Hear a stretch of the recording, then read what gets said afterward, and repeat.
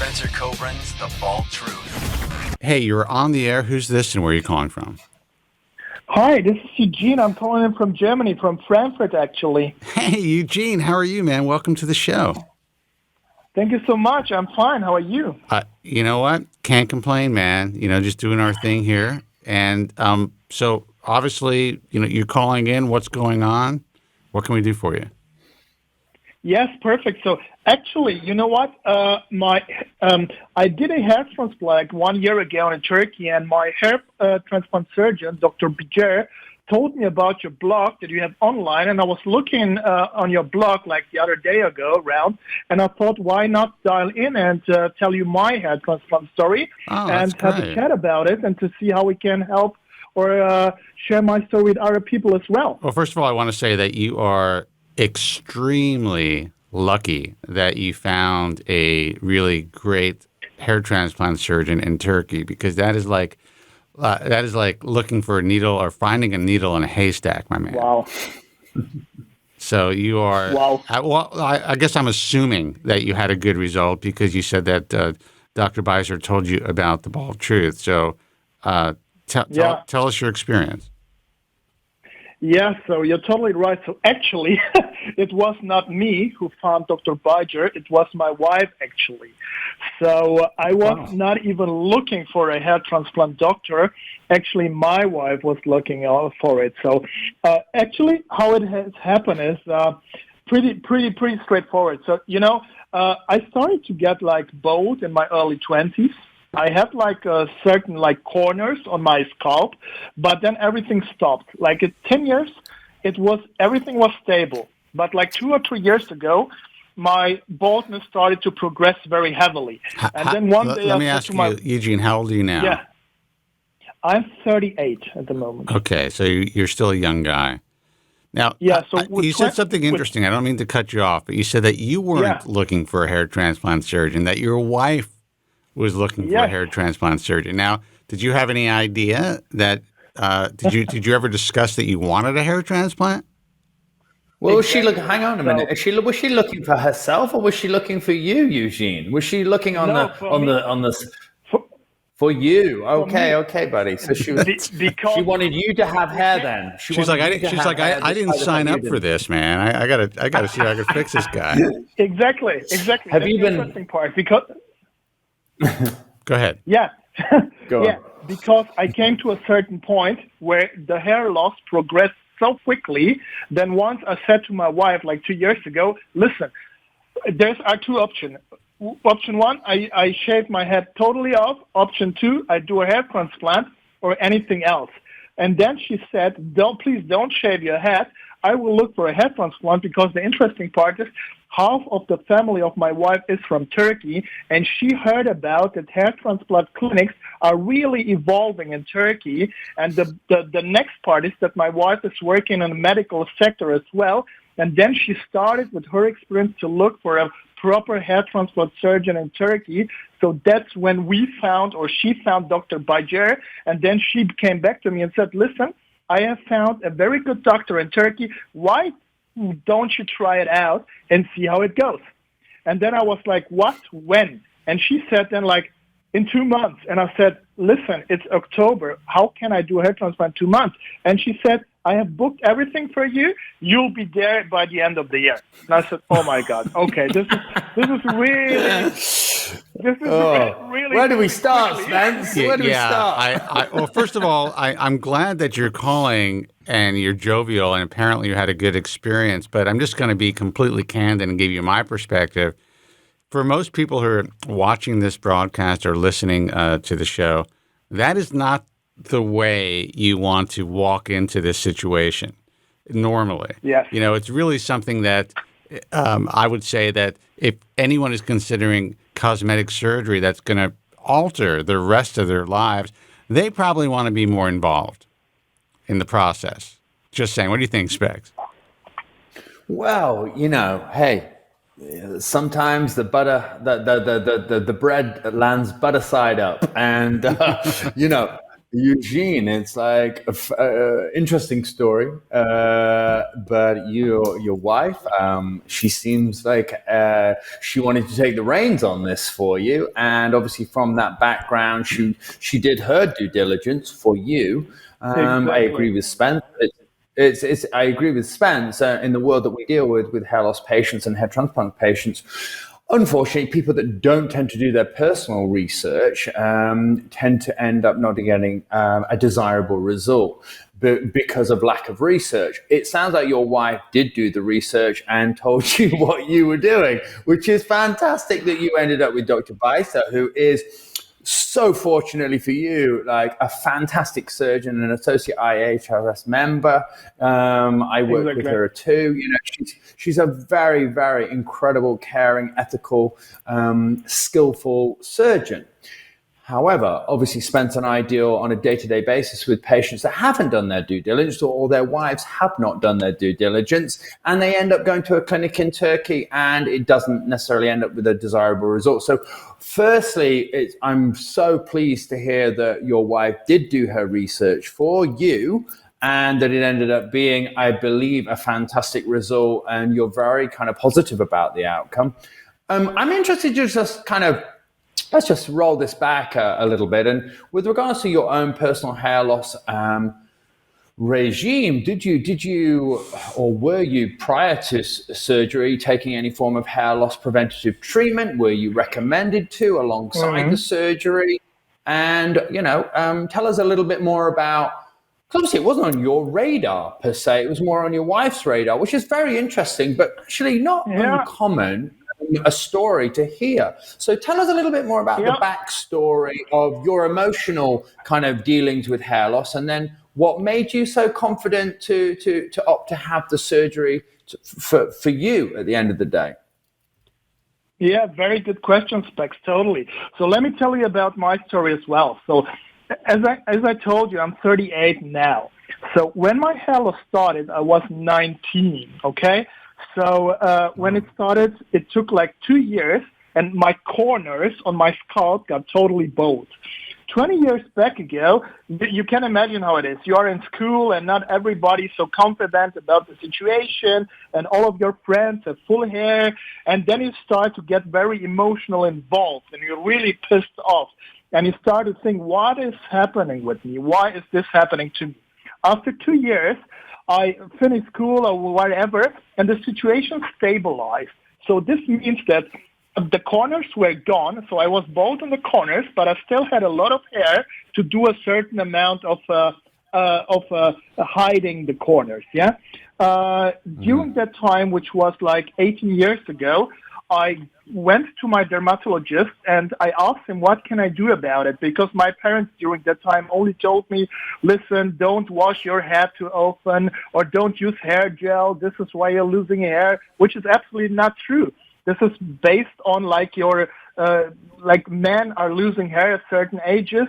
In my case, it was very young, which was my case. So during that time, my dermatologist told me there is only one cure, which is Propecia, which is systematical finasteride. So I took this for 2 years, which helped a lot, really a lot. So everything stopped and the hair even regrown. But after 2 years, I really got side effects. The side effects were like a pain in my chest, and then I stopped it. During that time, I was So 22, let me ask you a and question. When you say a pain in your chest, did you was yeah, it a pain around your nipple area? Did you think you were getting exactly, gynecomastia? Okay. yeah, exactly, around the yeah, Yeah. exactly. This is like not a pain, like a very very strange feeling, yeah, which lasted there for more than a couple of weeks, and then I stopped because everybody who is using finasteride should be aware of the side effects, and this is one of them, which can even get worse if you don't take care of it. So this is when I stopped finasteride after 2 years. And then, luckily, my confidence grew because, when you get older and you get successful in your career and whatever, you don't start to care too much about these things. So I got very confident, and then 10 years, I totally ignored my hair situation because it didn't bother me anymore. Of course, it started to get even bolder after 10 years. And 2 years ago, it got to a certain point where I started to use like hair fibers and this kind of things. Right. But even this didn't help anymore. So this is when this turning point. Well, let me ask you. Let me cut you off and ask you a question. So, okay, so you're talking about your experience, your trials and tribulations, the fact that you had positive effects with finasteride initially or Propecia, and then you felt that you were getting some possible gynecomastia 2 years in, or at least some odd feeling. Did you get any growth of tissue in the chest area while you were feeling this? No, because I stopped it immediately. Okay. I discussed this with my dermatologist as well. I'm glad that you talked to your doctor. Now, I am curious, though. So you had surgery. Did Dr. Beiser suggest, or I'm sure you told her about your experience with finasteride. Were you explained that while the surgery can obviously, get you to a place currently that you're happy with, were you explained that, listen, this is still a progressive disease. Now, you may have to come in to have more surgery, and you may never have enough donor hair to be moved to get you to the place where you want to stay. Was that explained to you? Yeah. Yes, totally. Okay, good. So not only did we have talked about it, also this kind of supplements which you can take, but she said to me, in my case, you don't have to take it because my donor area was really, really good. So luckily it was really good. And she said to me, if you do the hair transplant now, which obviously was 1 year ago, you are, let's say, you will be stable for 5-6 years at least. So that's why I'm not taking anything at the moment. I'm not using minoxidil. I'm not using finasteride, and I really don't want to go this path again because it's not only a, let's say, pain in the ass when it comes to side effects, but it also involves some times in front of the mirror to apply minoxidil or any other things. So that's why. Eugene, can I just ask? So obviously, Dr. Beiser was aware that you didn't want to go down the medication route. You didn't want to go down the medical therapy route for understandable reasons that you'd had a bad experience in the past. And obviously, you're saying that your donor supply, or she'd assessed your donor supply, and it was apparent that it was a good, solid donor supply. She's discussed, obviously, the donor management with regards to potentially you're going to need, hypothetically require further surgery down the line as your hair loss progresses. But she'd advise you that you've got that donor supply to utilize as and when based on fundamentally your expectations of what you want to achieve personally, I'm assuming, because that's key with the surgeon is to draw out a bit of a game plan, short, mid, and more importantly, long term, because especially if a patient isn't on any form of medical therapy, they're obviously leaving themselves wide open for progressive hair loss because hair loss is progressive. Now, I personally don't know what your situation was pre-surgery. I don't know what your situation is now, but I presume that Dr. Beiser discussed all this with you and there's a bit of a plan in action for the mid to the long term as and when you need it, and that donor supply, you both feel confident can facilitate your goals. Yeah, totally. So first of all, my situation, and you can have a look on the photos on my Instagram, I was not totally bald, but my hair on top was really, really thin. And as I mentioned, my corners were all gone. So there was actually super thin hair. So she said to me, normally we should start with the front area. We should do the front area, and after 1 or 2 years, we do the back area. But luckily, my back area is not so much impacted by hair loss at the moment. So we didn't have the first half of the scalp, and luckily, and that's why I'm so glad and impressed with, it turned out so well that after 1 year after third surgery, my hair grew long, and I can comb back my hair, and you can't even tell that on the back of my scalp, on the crown area, there is, of course, a little bit of a hair loss, but it's not visible to anybody, and it's not bothering me, which is very important. So she said to me, if you like it how it is now, you are safe for the next 5 years, and we need to observe the situation, see how it progressed. But normally, you would need another hair transplant on the back if the hair loss situation is progressing. But at the moment, it's stable, and I'm very glad about it. Well, that's great, man. I'm just looking actually at your pictures on the doctor's Instagram page, which is Dr. Özlem Clinic on Instagram. And I think you're the third or fourth patient down there. And mate, your pictures look absolutely fantastic. I can see that, you've got the outline there of a kind of, you've got very high sides, I can see, with the fuse thinning through the front there. But your results look fantastic. The smile on your face says it all, buddy. So, but that's great. And obviously I'm looking here, 3,500 grafts via FUE.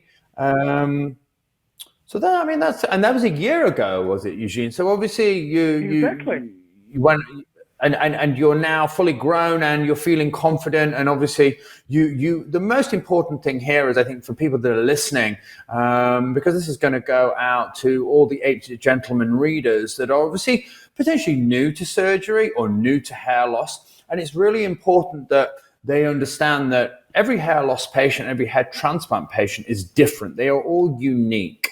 But what is key, and which is something that Spencer and I stress, and there's articles littered all over 8 Gentlemen that stress, obviously, creating a foundation to build upon via hair transplant surgery, much like a builder who's going to build a wall to stand the test of time.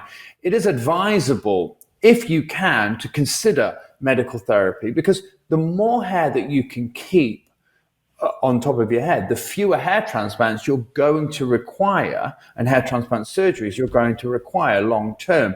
But what is important here is Dr. Beiser has clearly had a very candid conversation with you about your expectations, your specific goals, and your specific situation based on your donor supply and current hair loss situation. But what is really important from our point of view is that you are mindful that you potentially do have to go back under the knife in time. Yeah, and I think that's a very, I mean, it's such an important point for listeners and viewers to know that you are really more on the atypical side. I would say that most patients, and I'm not a physician, who decide to undergo this surgery have to understand that if they are not on medical treatment, it is unlikely that they are going to be as stable as you are. And even if they've had adverse side effects, they really have to keep it in their mind. It's usually not one or the other. It's usually not, hey, okay, medication didn't work out for me, or I refuse to take medication, I'm going to have a hair transplant and all my problems will be solved. That is atypical. Now, it is possible, and I do know patients like you who have had long-term success who are not on medical therapy and have just had hair transplant surgery. So you may be one of those patients and one of the lucky ones. But, the reason we're making this clear is we don't want our listeners and our viewers to think, hey, this guy didn't have to take medication, I'm going to be great. You're not the typical case. Exactly. Yeah. Exactly. This is totally true. So first of all, what my feedback is, expectation management is super important. When my wife chose Dr. Zeiger, it was based on her medical experience, because my wife is in the medical sector as well. So she knew what she was looking for. So this is very important. When I started to search on the internet about hair transplant results, you only get like super good results.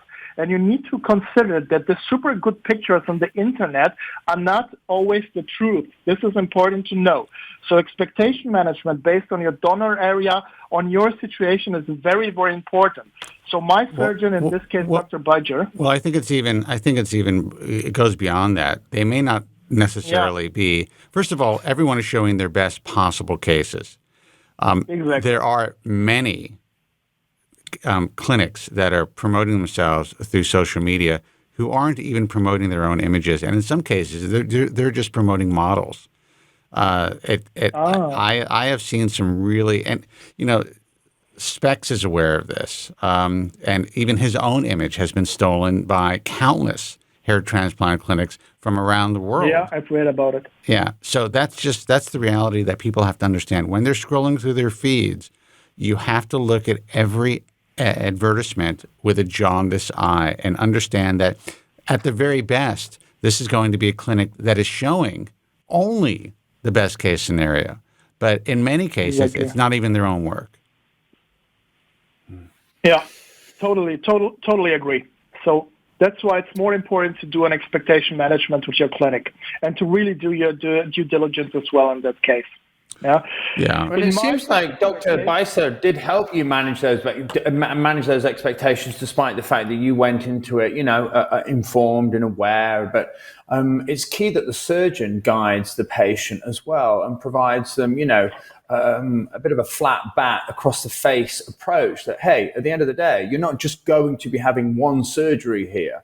You are going to require further surgery. Not albeit straight away, but down the line. And I think as long as the doctor has that transparency and that kind of conversation, that dialogue is created with that patient, that creates trust with the patient in light of their, situation coming into it. They're not prepared to take medical therapy. So, like Spence said, you are quite unique in the sense that, but everybody's hair loss pattern is unique. And you're coming into it from a point where by looking at your pictures, that as long as you look good now and you look really look like you've got a stable situation, relatively speaking, and very high sides.